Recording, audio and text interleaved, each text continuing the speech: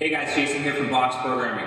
We're going to go over an Anderson squat. Okay, so I love Anderson squats. I think it's a great variation to the squat. You can do it with a front, back squat, searcher squat, and it's a squat that we're starting from a disadvantage, all right? So there's no stretch reflex that we would incur with a regular squat where we're going through that eccentric range of motion first, developing kinetic energy, which thereby transfers to the concentric phase of the movement. With this, there's none of that, okay? So we're starting essentially from a disadvantage.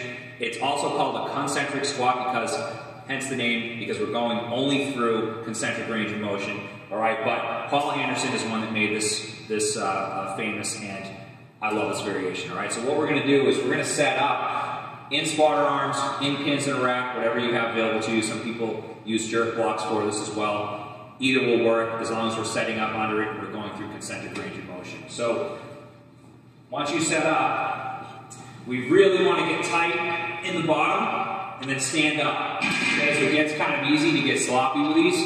Set up, get tight, and make sure that you're fully engaged. Your glutes and hamstrings are turned on and you're exploding through concentric range of motion.